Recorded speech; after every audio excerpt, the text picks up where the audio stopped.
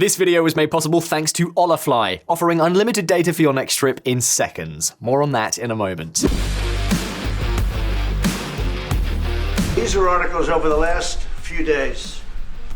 Death of people. Death. Death. Death. Horrible death. Death. I don't know. But you know that there are Pick black anyone. people who are White dying South the most. Africans are fleeing because of the violence and racist laws. And this is all... Donald Trump has done it again. He's started a standoff against another president in the Oval Office, live and on camera. But this time, it was not Zelensky, but Cyril Ramaphosa, the president of South Africa. Now, why this new public ambush? Well, you heard Trump. Death after death after death. According to Donald Trump and his entourage, South Africa's white ethnic minority, which now barely makes up only 7% of the population, is suffering a wave of killings, looting, and plunder. Something that many are going so far as to label ethnic cleansing, or even, as Trump himself has done, genocide. But it's a genocide that's taking place that you people don't want to write about.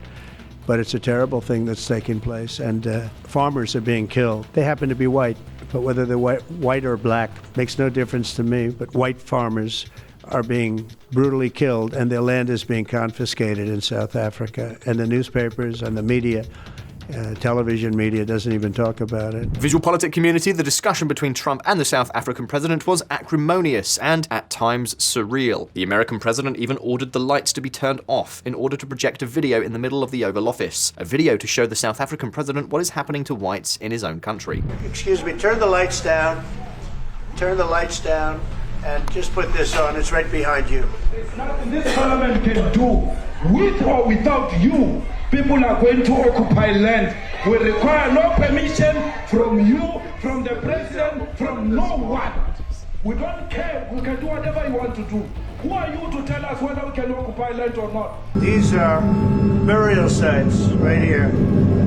Burial sites. Over 1,000 of white farmers. And those cars are lined up to pay love on a Sunday morning. Of course, as you can imagine, the South African president was stumped. He was looking around with a nervous smile on his face until he finally snapped out of the shock of the ambush and got into it with Trump. Ramaphosa categorically denied that everything that the US president was talking about was happening in his country. He denied that the events reported were massive, generalized, systematic, or organized. Have they told you where that is, Mr. President?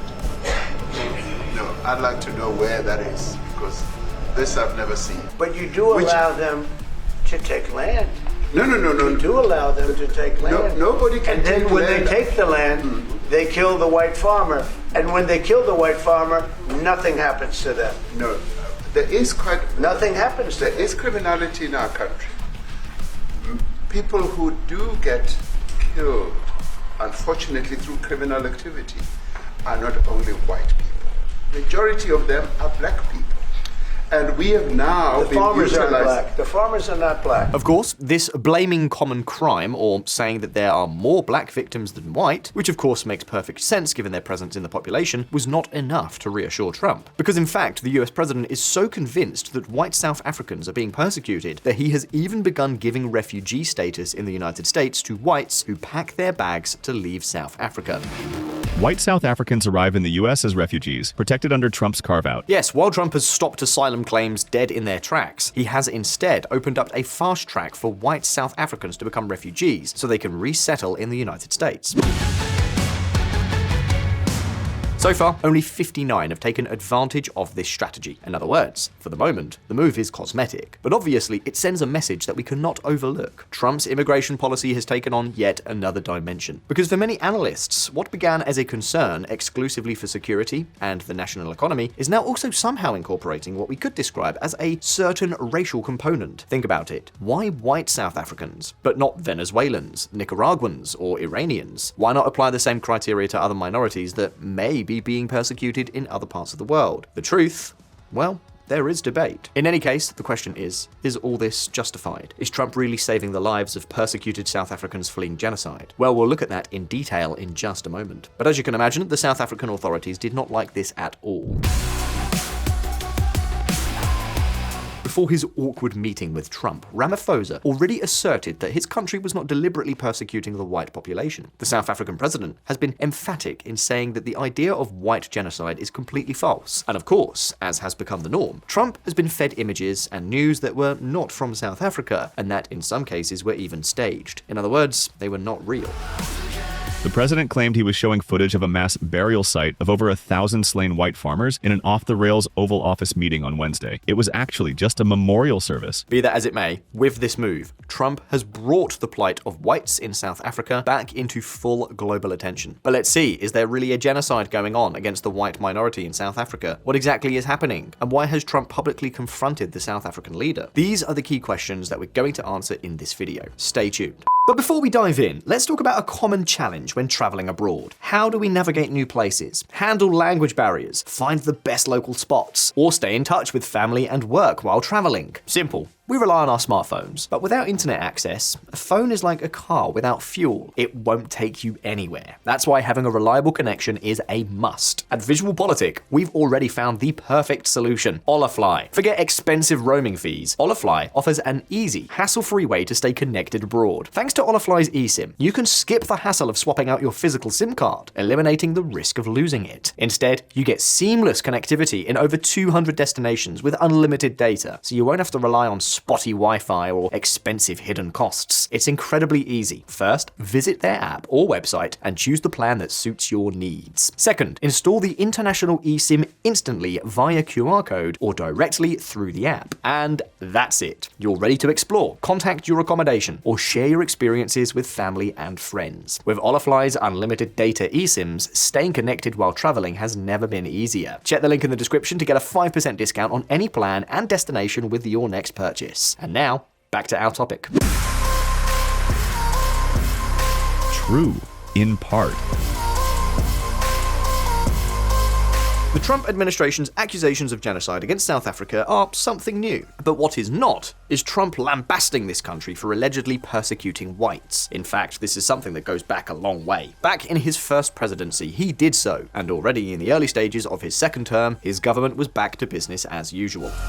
Rubio will skip a G20 meeting after calling host South Africa's policies anti-American. Of course, accusing a country of genocide is something that cannot be done lightly. Not with South Africa, not with Israel, nor with any other country. Basically because it's one of the most serious crimes against humanity and one of the most severely punished by international tribunals. So logically, in order to be able to talk about genocide, especially if you are the leader of an entire country, there has to be a plan, an intention, or a systematic strategy to persecute and eliminate an ethnic group, a religious group, or simply a certain nationality. And that includes that ethnic group's property, its cultural heritage, its historical heritage, its educational system, everything. Let me stress, it's something so serious that in order to accuse a country of genocide, being president of the United States, the very least needed are evidence and a solid base. And of course, I know what many of you are thinking. Well, Josh, he is the president of the United States. He's not inventing a genocide. Surely he must have the means to support this accusation. Well, let's see. With the information available, it's not that nothing is happening in South Africa, but the truth is that the accusation seems to be more of a rather exaggerated interpretation of what is actually happening.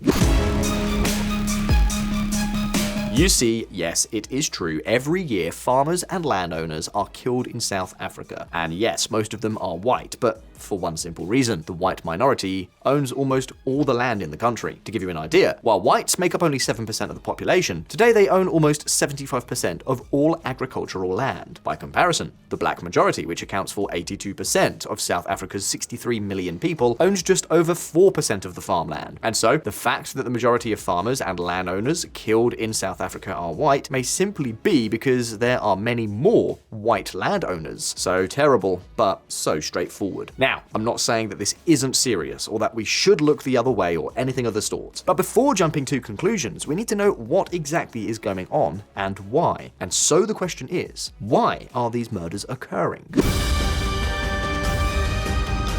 Well, the first thing that you have to take into account is that this has been going on for many years. However, it was not so long ago when it started to come into the international spotlight. But let me say it again. It's not anything new. There are studies on this problem of farmer killings in South Africa that are more than 25 years old, and that even today can explain perfectly well what is happening. But why do these crimes against many white landowners occur, and who is responsible? Well, in order to understand the problem, the first thing we have to know is what kind of country we are in. South Africa currently has the second highest homicide rate of any country in the world that publishes official data. Around 45 out of every 100,000 inhabitants die violently each year, and various sources show that between 1994 and 2018 alone, more than 500,000 people died violently. These are outrageous figures, practically of a country at war. In fact, in South Africa, there is also the city of Pietermaritzburg, which by its name probably doesn't mean anything to you. However, take note, because many rankings consider it to be nothing less than the most dangerous city in the world. Yes, that's right, the most dangerous city in the whole world. And yes, it's in South Africa. In other words, we're talking about an extremely violent and extremely unsafe country. A country with social problems that are not only not getting better, but are getting worse. To give you an idea, about 60% of the population lives below the poverty line, while the country has an absolutely extreme inequality rate. According to World Bank data, there is no other country in the world more unequal than South Africa, which has a Gini coefficient of 0.67, which, in comparative terms, is brutal. To give you an idea, 10% of the South African population concentrates 80% of all the national wealth. And yes, as you are probably imagining, a good portion of that, 10%, are white. So much so, except in the poorest quintile, in all other quintiles, whites outnumber blacks in wealth. Even among the richest people in the country, there are 3 times as many wealthy whites as there are blacks. Then why are white minority farmers and landowners killed? Well, for 3 reasons. First, because there is a lot of killing in South Africa. Second, because they have money. And third, because living outside the cities in more isolated environments, they tend to be a much easier target. In fact, there is a pattern that tends to repeat itself in many of these crimes. They tend to be concentrated mainly at the end of the month.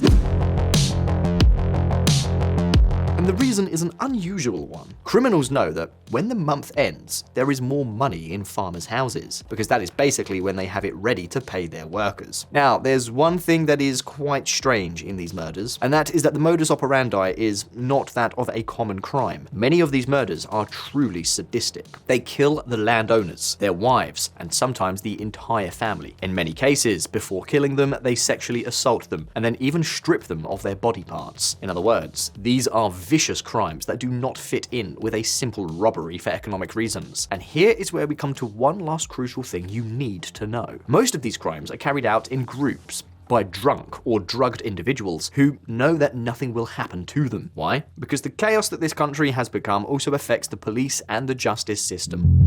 South Africa sees 2/3 of murders going unsolved. Between 2018 and 2023, in the country, there were about 115,000 police murder cases. Well, of those 115,000, more than 76,000 cases were closed by the police unsolved. In other words, tens of thousands of people died violently without anyone knowing who the culprits were, and with absolutely no one being held accountable. And that has a name: impunity. And also a consequence: the feeling of total impunity. A problem that, not surprisingly, further fuels this seemingly endless crime spiral. A disaster. Nevertheless, the truth is that this is not all. Check out what the data tells us.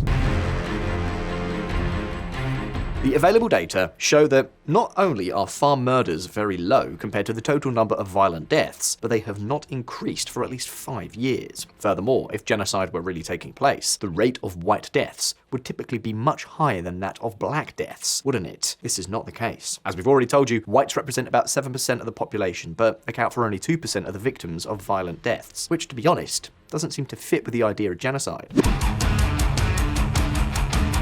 We've already told you that South Africa is a country with a severe lack of security, a country with the second highest homicide rate in the world, and it's a mess. The murdered white farmers that Trump so emphasizes are only a tiny fraction of all the people who die violently every year in this country. Even so, remember what we told you a moment ago about the degree of violence surrounding these crimes? Nothing we have seen explains why some of the crimes against white farmers and landowners are so sadistic. So the truth is that even if the data does not support the accusations of genocide, the concern of the white South African population is, in a way, justified. Why? Well, the reason may have a name. And no, we are not referring to President Cyril Ramaphosa, but to another politician, Julius Malema.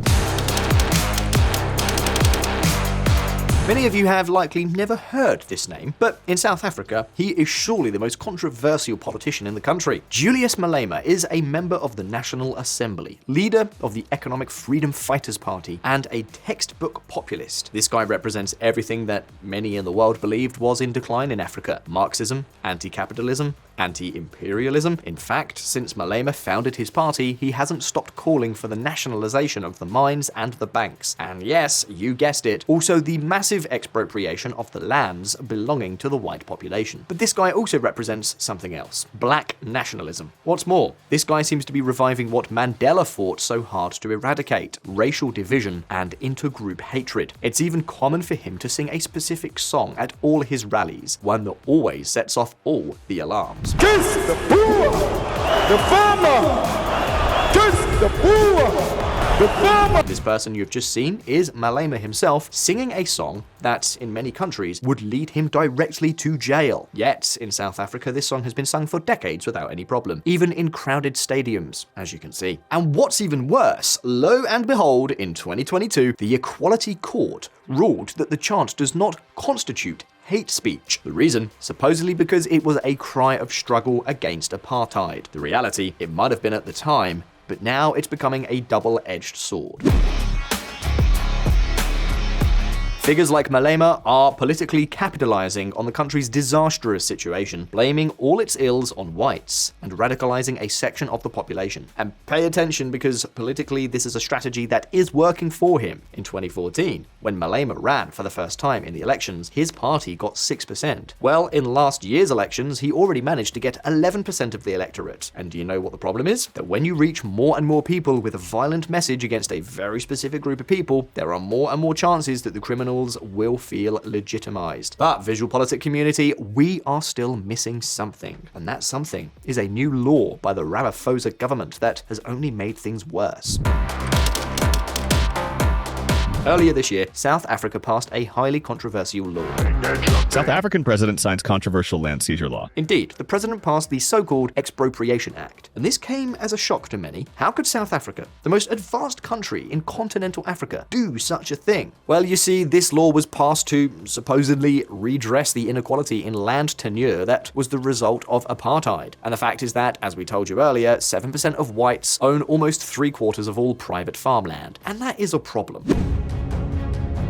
The Native Land Act of 1913 limited black land ownership to 8% of the total. Then, the Group Areas Act of 1950 drove millions of blacks off their land, and the black population had almost no access to land for several decades. Of course, since the end of apartheid, several reforms have been carried out to abolish all these discriminatory measures. But of course, the heirs to these lands are white families, so the problem has been perpetuated. Despite the legal reforms undertaken, there have been hardly any changes in the land distribution, and that is what led to the approval of the Expropriation Act, which was signed just 3 days after Trump assumed the presidency of the United States. We're talking about a law that in some cases allows land to be expropriated, even without any compensation, if the government considers it to be fair, equitable, and in the public interest. In other words, it's a full frontal attack on private property. Property that, it must also be said, is the result of a recent past in which looting, discrimination, and institutionalized racism were committed. So you can imagine how complex all this is. But the question is, should people who didn't even live through that era pay the price and see their land expropriated? Obviously they shouldn't. But clearly the problem is that, for many in South Africa, it does need to happen. Be that as it may, the debate fuels the worst human feelings, so that behind these crimes against white farmers, and even if they do not account for a significant part of the total, there is a clear upsurge of dehumanization, hatred, and envy. And this is such a worrying phenomenon that it has made many white people and farmers begin to get scared, pack their bags, and leave the country. And that is also what has caused the United States to react. Protect whites. From the moment Trump learned that South Africa was going to endorse a law that would primarily affect the country's white minority, the US president took matters into his own hands. He sent a warning. Either they stop this process, or they would lose any aid from Washington. And what happened? Well, the Ramaphosa government didn't back down, and Trump ended up keeping his promise. U.S. suspends aid to South Africa after Trump order. It's true that it's only a little more than $430 million, but it has been enough for this cut to have repercussions, particularly in the area of health. To give you an idea, this money financed 17% of the cost of the South African HIV program in a country with a 13% HIV prevalence rate. But that didn't stop the crash. In fact, let's not forget about this either. U.S. condemns South Africa's meritless genocide case against Israel. Exactly. South Africa was the main promoter of the complaint against Israel for alleged genocide in Gaza that was filed at the International Criminal Court. So here, some analysts also see Trump's action as a frame-up that sought to punish them for all this, while discrediting the South African government's position internationally. Well, by now, we already have a few things clear. The first is that what is happening in South Africa, both to whites and to blacks themselves, is terrible. The country is in tatters. Poverty and inequality are only getting worse, and violent deaths have shot up 25% in 6 years. It's also clear that white farmers do have reasons to worry, because the new Expropriation Act has put them in the bullseye as one of the country's main evils. Radical and racist speeches calling for a tax against whites are gaining popularity with figures like Malema. So with all this in mind, it's not surprising really that we see news stories like this. Almost 70,000 South Africans interested in U.S. asylum. Most had Afrikaner or English names. Now, as much as Trump says there is genocide in South Africa, the data and facts do not support these statements. What there is a country in serious general decline and a growing anti-white discourse from one section of society that is also fueled by a rather reprehensible law. We'll see what happens, but for the moment, the questions are for you. Do you think Trump was right to ambush Ramaphosa? Do you think what is happening in South Africa is really genocide? Will Trump be able to get Ramaphosa to withdraw the Expropriations Act? Well, leave us your comments below and let's start a debate. It looks like it's going to be very interesting. But first, don't forget one very important thing. If you liked this video, like it and subscribe to VisualPolitik. It doesn't cost you anything and it helps us out a lot. As always, thank you so very much for watching. Take care. I will see you soon.